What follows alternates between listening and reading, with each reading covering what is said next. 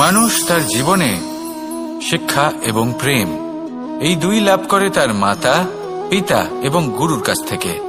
কিন্তু মানুষ সবথেকে বেশি ভালোবাসে নিজের মাতাকে, কারণ মাতা খুব নির্মল চিত্তে ভালোবাসে, শান্ত মনে আমাদের অন্তরে শক্তির সঞ্চার করে থাকেন, আমাদের উৎসাহ দেন, বলশালী করে তোলেন। ব্যাপারটা কিন্তু এমন নয় যে আমরা নিজেদের বাবা বা গুরুকে ভালোবাসি না, তাদেরকেও আমরা অত্যন্ত ভালোবাসি, শুধু ওনাদের কঠোর ব্যবহার দেখলে আমরা একটু ভয় পেয়ে যাই। এবার ওনাদের এই কঠোর ব্যবহার আমাদের ভালো না লাগলেও অত্যন্ত আবশ্যক, কারণ মাতার থেকে আমরা যে শক্তি লাভ করি তা যেন নিয়ন্ত্রণ হারিয়ে বিধ্বংসী না হয়ে ওঠে, আমরা যেন কোনো কুপথে না চলে যাই, আমরা কখনো যেন দোষ না করে ফেলি। শুধু সেই জন্য পিতা এবং গুরু একটু কঠোর হয়ে ওঠেন, এবং ওনাদের এই কঠোর আচরণ ভবিষ্যতে গিয়ে আমরা অবশ্যই বুঝতে পারি। জীবনে কিছু বছর আমরা এগিয়ে যাই আর তারপর আমরা বুঝতে পারি যে বাবা এবং গুরু আমাদের যথেষ্ট ভালোবাসতেন, কিন্তু ওনাদের ভালোবাসার বহিঃপ্রকাশ আলাদা। প্রয়োজনীয় হলো এটা দেখার, এটা বোঝার যে শুরু থেকে আমাদের প্রতি ওনাদের আচরণ কেমন ছিল। ওনাদের কঠোর হওয়ার পেছনে ওনাদের ভালোবাসাটা বোঝার চেষ্টা করুন, ওনাদের চিন্তাটা বোঝার চেষ্টা করুন, ওনাদের পথপ্রদর্শনের আড়ালে আপনার ভবিষ্যতের জন্য যে পরিকল্পনা ওনারা করেছেন সেটা বোঝার চেষ্টা করুন। তখন আপনারা বুঝতে পারবেন ওনাদের ভালোবাসাকে। আপনার মনের মধ্যে আপনা থেকেই ওনাদের প্রতি সম্মান জেগে উঠবে। নিজের পিতা এবং নিজের গুরু এই দুজনের প্রতি কৃতজ্ঞতা প্রকাশ করুন আর আমার সাথে ভালোবেসে বলুন, রাধা রাধা। আমি অনেক সংখ্যক মানুষকে দেখেছি, তাদের কাছে অত্যাধিক জ্ঞান আছে, শিল্প আছে, ধন আছে, কীর্তি আছে, কিন্তু তারা এই সবকিছু নিজেদের কাছেই রাখেন, এই সমাজে বিতরণ করেন না। কারণ হলো ভয়। ওনাদের মনে হয় যে যদি আমি এই সবকিছু সমাজে বিতরণ করি তাহলে সমাজ আমার শিল্প হোক, ধন হোক, জ্ঞান হোক, কীর্তি হোক, সবকিছু চুরি করে নিয়ে যাবে, আর তার বদলে আমি কিছুই পাবো না। এটা কিন্তু সত্য নয়। সত্য হলো এটাই যে যদি আপনি নিজেকে এই সংসারের প্রতি সমর্পিত করেন তাহলে এই সংসার আপনার প্রতিও সমর্পিত থাকবে। আপনি শুধু ধন, জ্ঞান, কীর্তি, সম্মান পাবেন তাই নয়, বরং এই সমাজ আপনাকে নিজের চোখে হারাবে, মনের মধ্যে স্থান দেবে। তাই এই ভয় ত্যাগ করে দেখুন কিভাবে এই সমাজ আপনাকে প্রেম সমর্পণ করে। আসুন আমার সাথে ভালোবেসে বলুন, রাধা রাধা। জীবনে এমন কিছু কাজ রয়েছে যা আমাদের কখনোই করা উচিত নয়, যেমন আশা করা। যদি আপনি আশা করেন আর আপনার আশা পূর্ণ না হয় আপনি খুবই কষ্ট পাবেন। এবার আপনি যদি প্রতীক্ষা করেন, করতেই থাকেন, আর সেই ব্যক্তি যদি না আসে তাহলেও খুব কষ্ট পাবেন। আর হলো তুলনা। আপনি যদি তুলনা করতে যান তাহলে এটাই ভাববেন যে হয় আমি বা অন্য কোনো ব্যক্তি, এই দুজনের মধ্যে কোনো এক ব্যক্তি নিকৃষ্ট, আর এই ভাবনাটাই হলো অনুচিত। যদি আমরা কথা বলি সেই সব বিষয়ে যা আমাদের করা উচিত, যেমন পরীক্ষা, এই পরীক্ষা সবসময় আমাদের আরো সফল করে তোলে, আরো শ্রেষ্ঠ করে তোলে, আরো উৎকৃষ্ট করে তোলে। আসন্ন মহাসংগ্রামের জন্য আমাদের প্রস্তুত করে তোলে এই পরীক্ষা। তাই এই পরীক্ষার থেকে কখনোই পালাবেন না, এর সম্মুখীন হন। আর হলো কর্ম। কর্ম করা কখনোই বন্ধ করবেন না। তুলনা করার বদলে কর্ম করুন, প্রতীক্ষা করার বদলে কর্ম করুন, আর আশা করার বদলে কর্মই করুন। জীবন সফল হয়ে যাবে। দেখুন, সবার শেষে সত্যি বলতে এই কর্ম আর এই পরীক্ষা, এই দুই আমাদের জীবনকে সুখী করে তুলতে পারে। আসুন আর আমার সাথে ভালোবেসে বলুন, রাধা রাধা। মানুষের জীবনে দুই ধরনের আবেগ থাকে যা চিরকাল তার সাথে বসবাস করে। প্রথম, স্বপ্ন। দ্বিতীয়, অজুহাত। মানুষ হাজার হাজার স্বপ্ন দেখতে পারে। আমাকে এই কাজ করতে হবে, আমাকে ওখানে ঘুরতে যেতে হবে, আমায় জীবনে এই অসম্ভব কাজ বাস্তবায়িত করে দেখাতে হবে, আদি ইত্যাদি। এবার ঠিক যেমন স্বপ্ন দেখেন সেইভাবে অজুহাতও খুঁজে নিয়ে আসেন। আমি এই স্বপ্ন পূরণ করতে পারলাম না, কারণ আমাকে কেউ সাহায্যই করল না, কারণ আমি দুর্বল হয়ে পড়েছিলাম, কারণ আমার কাছে সময়ই ছিল না, আদি ইত্যাদি। এবার সাফল্য এবং অসফলতার মাঝখানে এই ধরনের সংঘর্ষ হতে থাকে। সাফল্য তখন লাভ করা সম্ভব যখন আপনার স্বপ্ন আপনার অজুহাতের থেকে অনেক বড় হয়, আর অসফলতা তখন পাবেন যখন আপনার অজুহাত আপনার স্বপ্নের থেকে অনেক বড় হয়। আপনি যদি সাফল্য লাভ করতে চান তাহলে চেষ্টা করতে থাকুন, পরিশ্রম করুন। যদি অসফল হন তাহলে ভয়ভীত হওয়ার কোনো প্রয়োজন নেই। নিজের ভুল বুঝুন, তাকে শুধরে নিন, আবার চেষ্টা করুন। কিন্তু যদি নিজের জীবনে অজুহাত নিয়ে আসেন তখন স্বপ্ন কখনো পূরণ হবে না। আসুন আমার সাথে ভালোবেসে বলুন, রাধা রাধা। ভয়ের সাথে আমরা সবাই পরিচিত, কষ্টও আমরা সবাই পেয়েছি। কখনো কখনো আমরা অসুস্থ হয়ে পড়ি, আর এমন সময় হলে মাতার মমতা, কখনো বাবার স্নেহ, কখনো বন্ধুদের পাশে থাকার অনুভূতি আমাদের রোগ নিরাময়ে সাহায্য করে। কখনো যদি আমরা নিরাশ হয়ে পড়ি, তখন যদি আমাদের কোনো আপনজন আমাদের দুটো ভালো কথা বলে, তখন আমাদের মনোবল বেড়ে যায়। ঠিক তেমন সংসারের এই রঙ্গমঞ্চে যদি আপনি পীড়িত অনুভব করেন,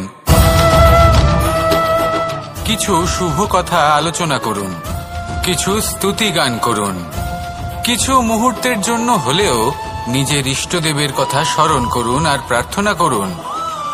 সাহস বাড়বে, শক্তিও বৃদ্ধি পাবে এবং সামনে এগিয়ে চলার পথও দেখতে পাবেন। তখন এই মন প্রসন্ন হয়ে বলবে, রাধা রাধা। জীবন কিসের উপর নির্ভরশীল? ধনের ওপর, বৈভবের ওপর, নিঃশ্বাসের ওপর? না, এই জীবন নির্ভরশীল বিশ্বাসের ওপর। বিশ্বাস নিজের ওপর, বিশ্বাস আমাদের আপনজনের ওপর। কিন্তু যখন এই বিশ্বাস ভেঙে যায় তখন মানুষের মনও ভেঙে যায়, আর তারপর সে অন্য কিছু করতেই পারে না। তখন কি করা যেতে পারে? 3টে কাজ আছে যা আপনি করতে পারেন। প্রথম, ভালোবাসা। যাকে আপনি ভালোবাসেন, যারা আপনাকে ভালোবাসে, ভুল যারই হোক না কেন, তার কাছে ক্ষমা চাইতে কখনোই সংকোচ বোধ করবেন না। দ্বিতীয় হলো বিশ্বাস। যারা আপনাকে ভালোবাসেন, আপনাকে বিশ্বাস করেন, তাদের বিশ্বাস কখনো ভাঙবেন না। তৃতীয় হলো আশা। যারা আপনাকে ভালোবাসেন, আপনাকে বিশ্বাস করেন, তাদের আশা আপনার সাথে জড়িত। তাদের থেকে কখনো কিচ্ছু লুকোবেন না। এই 3টে কাজ করুন আর এই জীবন সুপ্রসন্ন হয়ে বলবে, রাধা রাধা। কখনো কখনো অন্ধকারের সাথে লড়াই করার জন্য আমরা প্রদীপ জ্বালাই। এতে প্রথমে সলতে রাখি, তারপর তেল ঢালি, তারপর আগুন জেলে এটা প্রজ্বলিত করি। তারপর একটা সময় আসে যখন এই প্রদীপ নিভে যায়। কারণটা কি? কারণ কি এটা যে প্রদীপের প্রকাশমান হওয়ার ক্ষমতা সমাপ্ত হয়েছে? না, এই যে আগুন আমরা দেখতে পাচ্ছি, এই আগুনের জন্য যে শক্তির প্রয়োজন হয় তা আসে এই তেল থেকে। যদি এই তেল সমাপ্ত হয়ে যায় তাহলে এই প্রকাশ তাও সমাপ্ত হয়ে যায়। আর আমাদের জীবনে এই তেল হলো আমাদের কর্ম, আর এই আগুন আর এর দ্বারা উৎপন্ন হওয়া প্রকাশ আমাদের ভাগ্য। যত আমাদের কর্ম ক্ষীণ হতে থাকবে, আমাদের ভাগ্য সৌভাগ্য কোথাও না কোথাও লুপ্ত হয়ে যাবে। যে উজ্জ্বল ভবিষ্যৎ আমরা চাইছি তা কখনো লাভ করতে পারবো না যদি কর্ম না করি। ঠিক যেমন তেল ছাড়া অগ্নি উৎপন্ন হয় না, তেমনি কর্ম ছাড়া সৌভাগ্য হয় না। আর যেমন কর্ম তেমন ভাগ্য। তাই সবসময় কর্ম করতে থাকুন, কর্ম করা থামাবেন না। আর আমার সাথে ভালোবেসে বলুন, রাধা রাধা। জীবনে 3টি বিষয় আছে, 3টি বস্তু আছে, তারা যেন আপনাকে কখনো বশে না করে নিতে পারে। প্রথম হলো ধন। ধন যতক্ষণ আপনি ব্যবহার করতে থাকেন, যতক্ষণ তা আপনার কাজে আসছে, ততক্ষণ ঠিক আছে, এই ধন আপনার কাছে অমৃত। কিন্তু যখন এই ধন আপনাকে ব্যবহার করতে শুরু করে, বুঝে যাবেন যে আপনার পতনের সময় শুরু হয়েছে। দ্বিতীয় বিষয়, ফেলে আসা অতীত। যাই করুন আপনি অতীত পাল্টাতে পারবেন না, আর এই সত্যিটা আপনিও জানেন। কিন্তু তাও এর বশবর্তী আমরা হয়ে পড়ি, আর যখন তাই হয় তখন এই সংসারে আমরা যেখানেই যাই না কেন, যত বড়ই সুখ লাভ করি না কেন, সেই সব আমাদের কাছে তিক্ত বলে মনে হয়। তৃতীয় বিষয়, আপনার আশেপাশের মানুষ ভিন্ন ভিন্ন ধরনের মানুষ হয়, যাদের চিন্তা ভাবনা এবং দৃষ্টিভঙ্গি ভিন্ন ভিন্ন প্রকারের। যদি এদের বশবর্তী আপনি হয়ে পড়েন, তাহলে কেউ বলবে এটা করো, এটা ভালো, কেউ বলবে এটা করো না, ওটা করো, ওটা ভালো কাজ, কেউ বলবে এই দুটোই করো না, অন্য কিছু করো। এই কথাগুলিতে আপনি এতটাই জড়িয়ে পড়বেন যে আপনি লক্ষ্যভ্রষ্ট হয়ে পড়বেন। তাই এই 3 বিষয় থেকে সাবধানে থাকবেন। যদি কোনো কিছু বশ করতে হয়, তাহলে আপনাকে বশ করতে হবে আপনার আজকে, নিজের বর্তমানকে। এটা খুব প্রয়োজনীয়। এটা ভাববেন যে এই সময়ের সদ্ব্যবহার আমি কিভাবে করব, সময়কে শাসন কিভাবে করব, ওই কর্ম কিভাবে করব যাতে ভবিষ্যতে কখনো আমার আফসোস না হয়, বরং এই সংসার আমাকে নিয়ে গর্ব করবে, সেই কর্ম করুন। আর যখন আপনি এটা শিখে নেবেন, তখন আপনি নিজেই নিজেকে প্রকৃত অর্থে ভাগ্যশালী করে তুলবেন। আসুন আমার সাথে ভালোবেসে বলুন, রাধা রাধা। অনেক সময় আমরা কারোর নীরবতাকে তার দুর্বলতা ভেবে বসি। হতেই পারে সেই ব্যক্তি উত্তর দিতে চাইছেন না, হতে পারে অন্য কোনো কারণ আছে যা আমরা বুঝতেই পারছি না। সেই জন্য তাকে দুর্বল ভেবে নেওয়া অনুচিত। দেখতে গেলে এই বিশাল সমুদ্র এও কিন্তু নীরব, শান্ত হয়। কিন্তু যখন সে রুদ্র মূর্তি ধারণ করে তখন কি হয়? সমগ্র সংসারকে বিনাশের পথে নিয়ে যায় এই সমুদ্র, প্রলয় সৃষ্টি করে। সেই জন্য কারোর সহ্য শক্তিকে দুর্বলতা বলে মনে করবেন না, কারণ যদি এই নীরবতা নিজেকে ভেঙে বেরিয়ে আসে, তাহলে তা বিনাশের সমস্ত সীমা পার করে যেতে পারে। তাই এই নীরবতাকে সবসময় বুঝুন, সবসময় একে সম্মান করতে শিখুন, আর আমার সাথে ভালোবেসে বলুন, রাধা রাধা। কখনো কোনো চাতক পাখিকে দেখেছেন? কথায় আছে যে বছরে মাত্র একবার সে তার তৃষ্ণা মিটিয়ে থাকে, আর তাও আকাশে ভেসে থাকা মেঘের দ্বারা ঘটানো বৃষ্টির জলের ফোঁটা থেকে। আর কোথাও থেকে সে তার তৃষ্ণা পূরণ করে না। সারা বছর সে নিদারুণ গরম সহ্য করে, তীব্র শীতও সহ্য করে, শুধু এই আশা নিয়ে যে বছরে একবার অন্তত সেই মেঘের ঘন ঘটা হবে, বৃষ্টি হবে, আর সে তার তৃষ্ণা নিবারণ করবে।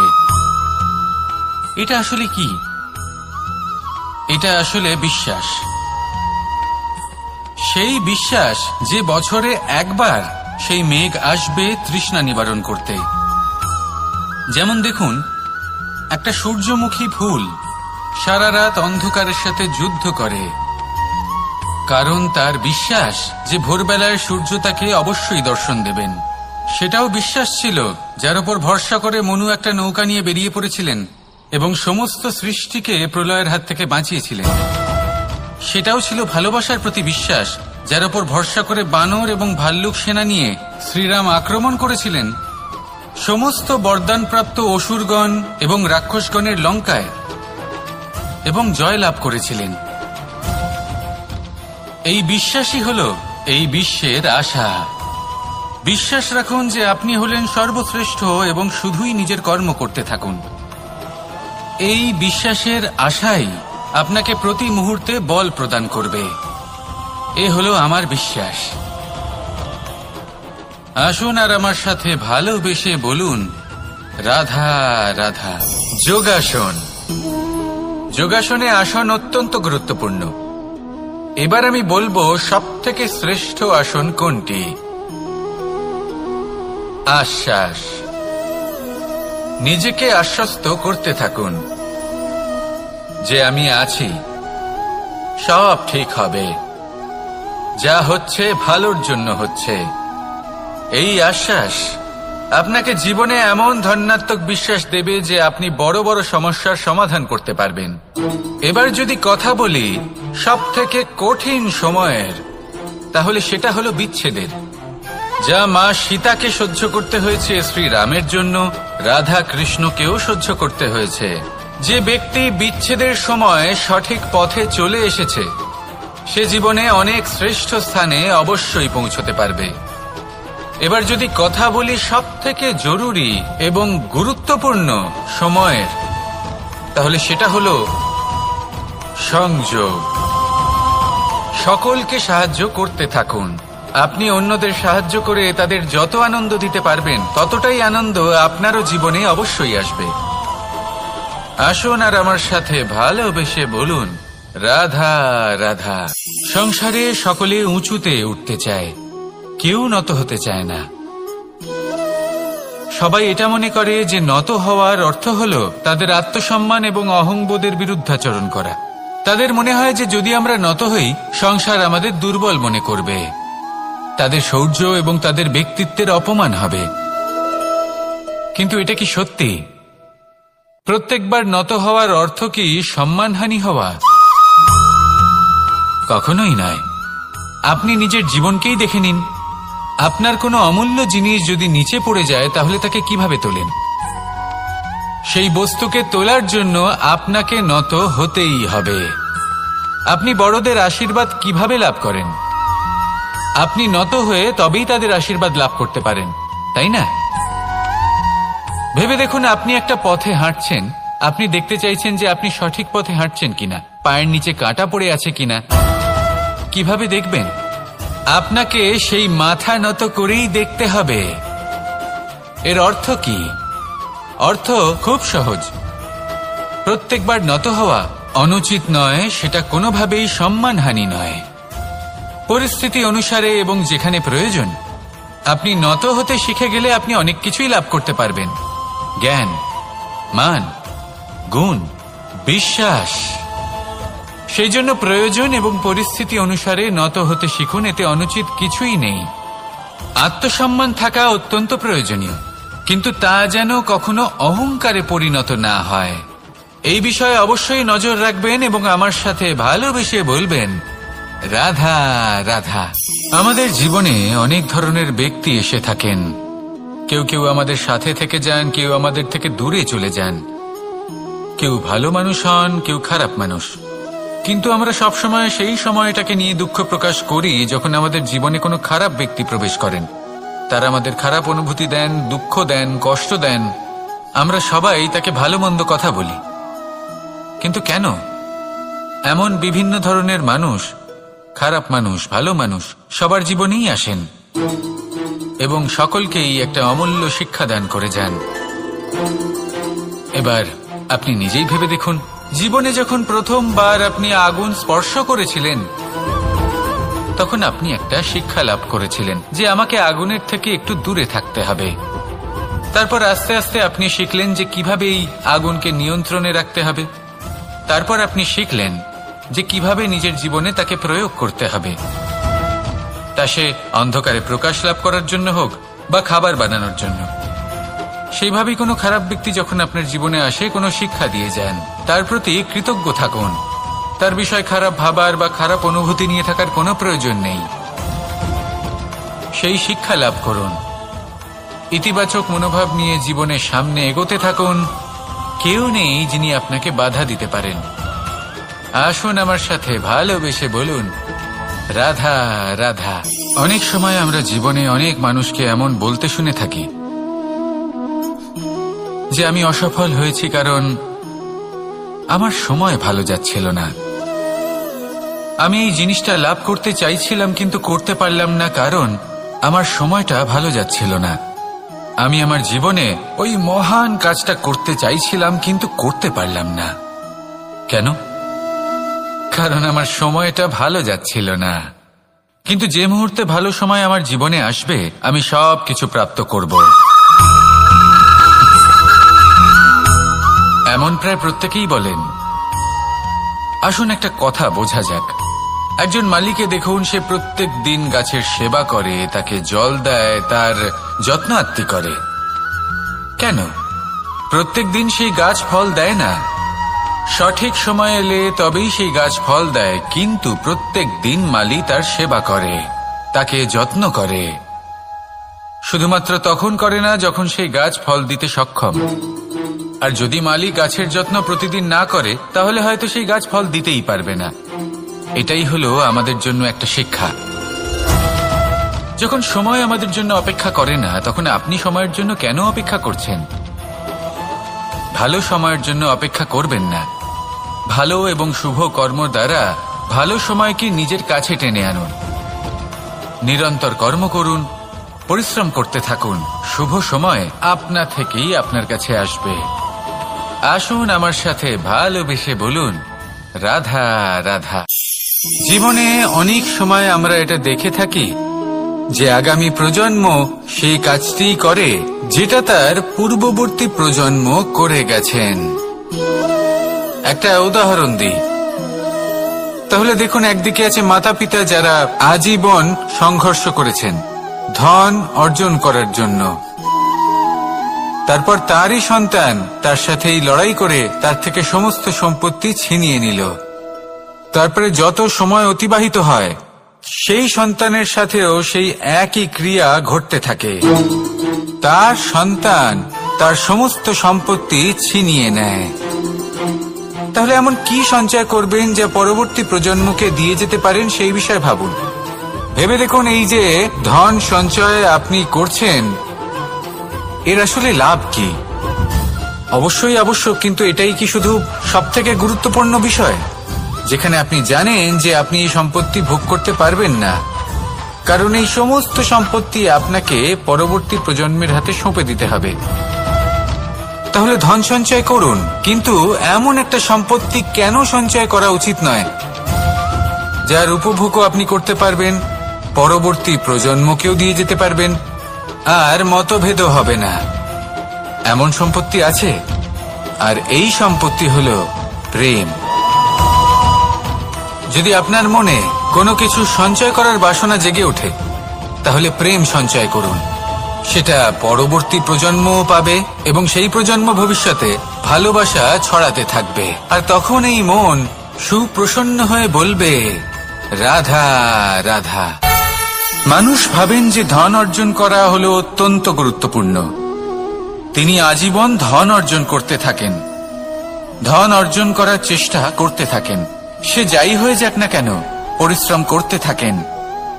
স্বাস্থ্যের দিকে নজর দেন না, না উচিত সময় খাবার খান, না উচিত সময় ঘুমোতে যান, না পর্যাপ্ত সময় পর্যন্ত ঘুমন, কিছুই না। ধন অর্জন করতেই থাকেন, করতেই থাকেন। আর কিছু সময় পরে যখন তিনি অসংখ্য ধন লাভ করে ফেলেন তখন তার সাথে ওনার শরীরে অনেক রোগ বাসা বাঁধে। এইসব রোগের উপচার করতে করতে সেই সমস্ত ধন যা উনি অর্জন করেছেন তা তিনি ব্যয় করে ফেলেন। শেষ পর্যন্ত কি হয়? আমরা যেভাবে এসেছি ঠিক সেইভাবেই ফিরে যাই, ধন এখানেই থেকে যায়। দেখুন, একটা অত্যন্ত গুরুত্বপূর্ণ কথা রয়েছে যে আপনার বোঝা উচিত।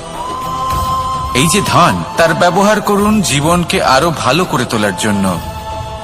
ধনের সদ্ব্যবহার করা উচিত, এমন যেন না হয় এই ধন আপনাকে ভোগ করে ফেলে। এই জীবনকে নিশ্চিত রূপে আরো শ্রেষ্ঠ করে তুলুন, কিন্তু এই ধন অর্জন করার এই প্রক্রিয়াতে নিজের সারা জীবনকে নষ্ট করে ফেলবেন না।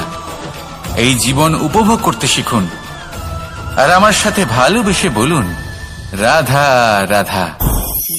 কথায় আছে, অন্ধকারে প্রদীপ প্রজ্বলিত করলে চতুর্দিক আলোকিত হয়। কিন্তু যদি এই প্রদীপ আমি সূর্যের আলোর সম্মুখে সকালবেলায় প্রজ্বলিত করে রেখে দিই তাহলে কি হবে? আপনি বলবেন যে এটা করে তো কোনো লাভই হলো না। সূর্যের প্রকাশের সামনে এই প্রদীপ আসলে কিছুই নয়। এবার এই চিন্তা ভাবনা প্রত্যেক দিন করতে হবে, আর একটা অমূল্য শিক্ষা পেতে হবে।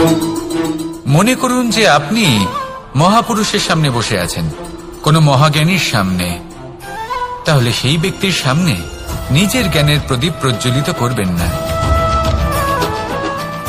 নীরব থাকুন, আর সেই ব্যক্তির সূর্যের প্রকাশের মতো জ্ঞান প্রাপ্ত করুন। যতটা পারবেন জ্ঞান লাভ করুন। যদি এমন কোনো সময় এমন কোনো স্থানে আপনি আছেন যেখানে চতুর্দিক অন্ধকার, কারোর কাছেই জ্ঞান নেই, সেখানে নিজের জ্ঞানের প্রদীপ প্রজ্বলিত করুন। এমন করলে দুদিক থেকেই আপনার লাভ হবে। আপনার জ্ঞান প্রাপ্তিও হবে আর জ্ঞানের সঠিক প্রয়োগও করতে পারবেন। আর এই মন প্রসন্ন হয়ে বলবে রাধা রাধা।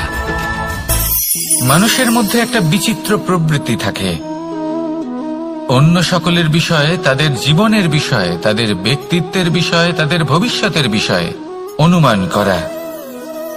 এটা হলো অনুচিত। কারোর অতীতকালকে দেখে লোকে ভবিষ্যৎ বলে দিতে পারেন, বর্তমানকে দেখে ভবিষ্যতের বিষয়ে অনুমান করে ফেলেন। উদাহরণ দিতে হলে বলবো, কোনো দাসকে দেখুন, ওকে দেখে লোকে বলে যে ওর ভবিষ্যৎ সেটাই হতে পারে, অনুমান করে ফেলেন। আর এই রাজাকে দেখুন, উনি তো কত সুখী হবেন, উনি তো জগতের সব থেকে অধিক সুখী মানুষ, কত সুখ সুবিধা আছে ওনার কাছে, ধারণা করে ফেলেন। তবে সত্য তো এটাই যে কারোর ব্যক্তিত্বের বিষয়ে, তাদের ভবিষ্যতের বিষয়ে আপনি পূর্ণ সত্য কখনোই বলতে পারবেন না, শুধু অনুমান করতে পারবেন। আর এই অনুমান করে সত্যি কোনো লাভ হয় না, কারণ এই কাল সেটা হলো অত্যন্ত শক্তিশালী। কালো থেকে কালোতর কয়লাকেও হিরেতে পরিণত করতে পারে, অনেক বড় বড় রাজাকেও বিদূষক বানিয়ে ফেলতে পারে এক মুহূর্তেই। তাহলে আপনি অনুমান করে কি লাভ? কি পেলেন অনুমান করে? সেই জন্য কারোর বিষয়ে কোনো অনুমান করবেন না, তার ভবিষ্যতের বিষয়ে অনুমান করতে যাবেন না, কারোর বিষয়ে কোনো ধারণা করে নেবেন না। কিছু করতে হলে ভালোবাসুন, সবার মধ্যে ভালোবাসা ছড়ান, সবার মধ্যে ধন্যাত্মক ভাব ছড়ান। এই মন প্রসন্ন হয়ে বলবে রাধা রাধা। কেউ বলে জীবন খুব ক্ষণস্থায়ী, কেউ বলে জীবন হলো একটা সুন্দর স্বপ্নের মতো, আবার কেউ বলবে জীবন হলো এক কঠোর সত্য। কিন্তু জীবন আসলে কি? জীবন হলো আপনারই প্রতিবিম্ব, একটা দর্পণ। অর্থাৎ আপনি জীবনকে সেইভাবেই পাবেন যেরকম আপনি নিজেকে প্রতিপন্ন করবেন। যদি আপনি দর্পণের দিকে তাকিয়ে হাসেন, তাহলে আপনি সামনে হাসি মুখী দেখতে পাবেন। এবার যদি আপনি গম্ভীর হয়ে থাকেন, তাহলে আপনি একজন রুষ্ট ব্যক্তি দেখতে পাবেন। শেষে সবথেকে বেশি গুরুত্বপূর্ণ হলো আপনার চেষ্টা। আপনাকে সবসময় চেষ্টা করতে হবে যাতে আপনি নিজেকে প্রসন্ন এবং ইতিবাচক মনোভাবে রাখেন। এটা হলো আপনারই উত্তরদায়িত্ব, তাকে পালন করুন। এই মনকে প্রসন্ন রাখুন, এই সংসারকে সুন্দর বলে মনে হবে। আর এই মন প্রসন্ন হয়ে বলবে রাধা রাধা। মানুষের একটি সমস্যা আছে যে মানুষ সাফল্যকে মাপতে থাকেন, লক্ষ্যপ্রাপ্তিকে মাপতে থাকেন এবং তার তুলনা করতে থাকেন যে ও এত কিছু পেল আর আমি পেলাম না, ওর কাছে এত কিছু আছে কিন্তু আমার কাছে নেই। এই তুলনা করার জন্য ওনারা দুঃখী হয়ে পড়েন, নিরাশ হয়ে পড়েন। তাই আমি একটা প্রশ্ন করছি যে এটা কি উচিত? এই সংসারে আপনি কি নিয়ে তুলনা করবেন, যেখানে সূর্যদেব চন্দ্রমা দুজনেই আছেন, দুজনেই হলেন বিশেষ, দুজনেই নিজ নিজ সময়ে উদিত হন। এদের মধ্যে একজন না থাকলে তাহলে আমাদের জীবন কঠিন হয়ে পড়বে। ঠিক সেইভাবেই আপনি যদি একটা বড় রেখা অঙ্কন করেন, তাহলে অন্য রেখাটি ছোট হয়ে পড়ে না, সে তেমনই থাকে যেমনটা সে ছিল। আপনার অস্তিত্ব কখনো ছোট বা বড় হতে পারে না, শুধু তুলনা করার জন্য আপনার এটা মনে হতে পারে। যদি আপনি যুদ্ধ করতে চান, আপনার তলোয়ারের প্রয়োজন পড়বে। যদি বস্ত্র তৈরি করতে চান, এত বড় তলোয়ার দিয়ে কিছুই হবে না, তখন প্রয়োজন পড়বে একটা ছোট্ট সূচের।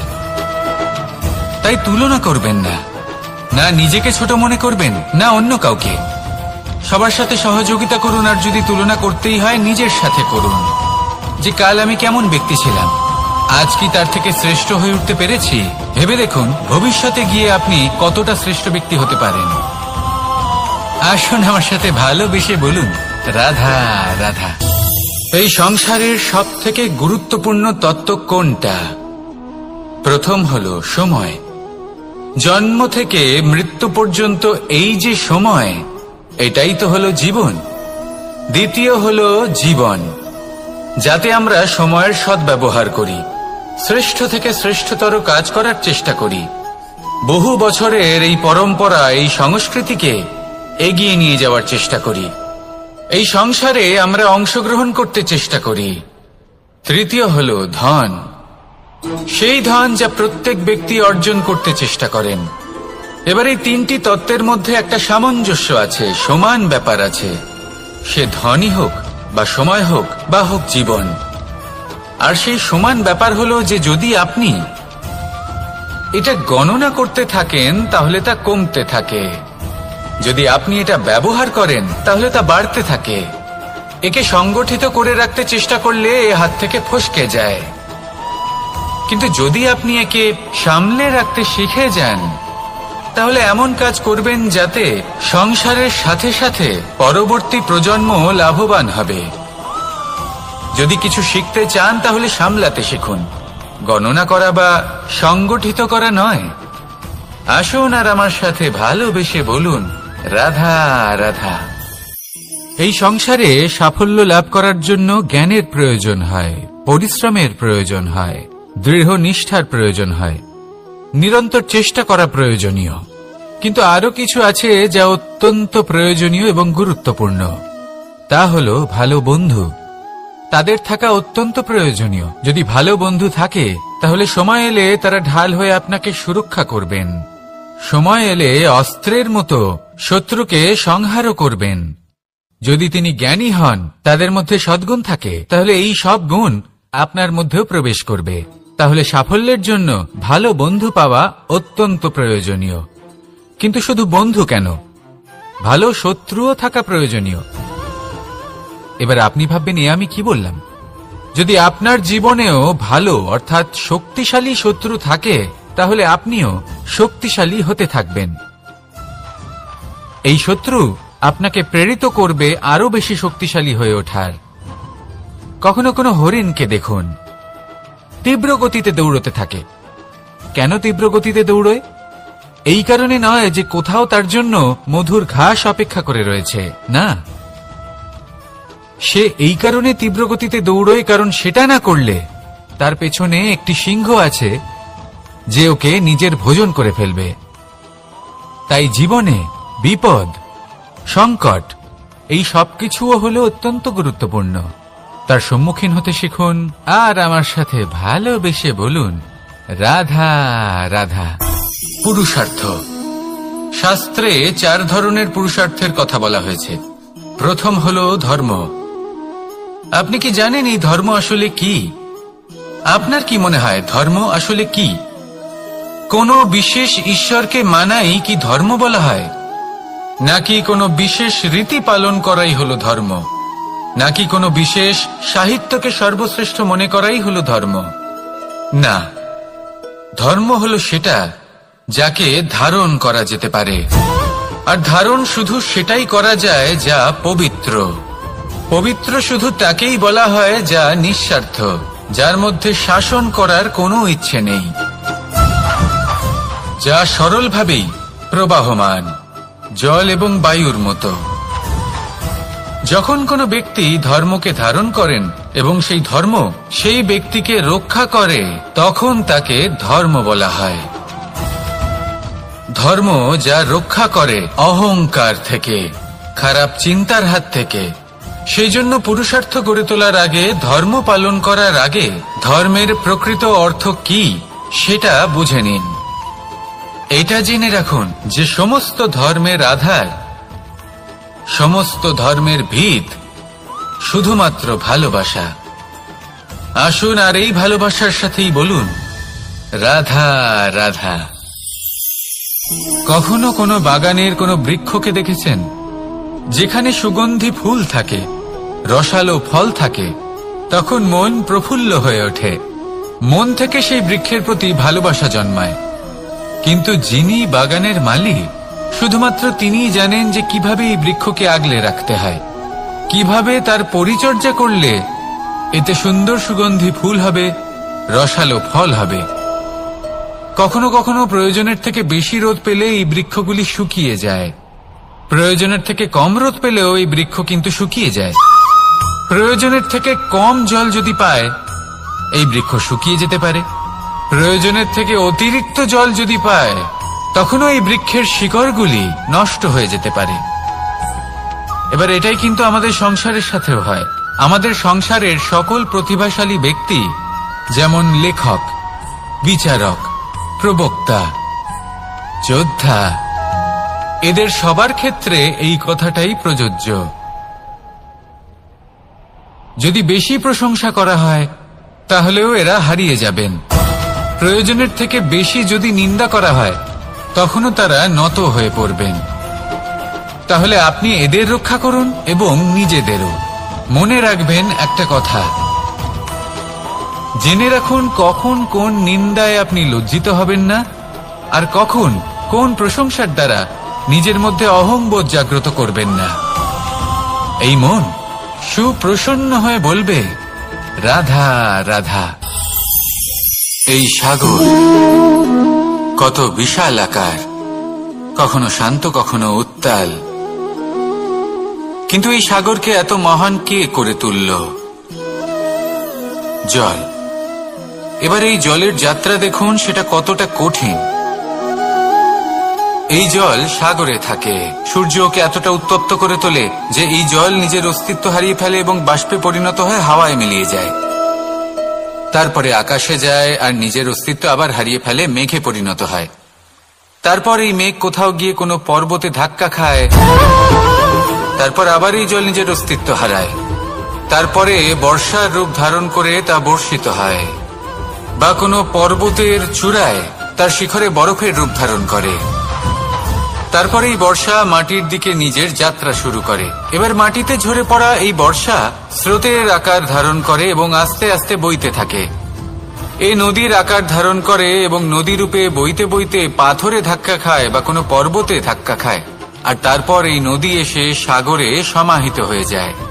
নদীর এই জল আবারও নিজের অস্তিত্ব হারিয়ে ফেলে, কিন্তু এইবার সেই জল নিজেই সাগরে পরিণত হয়।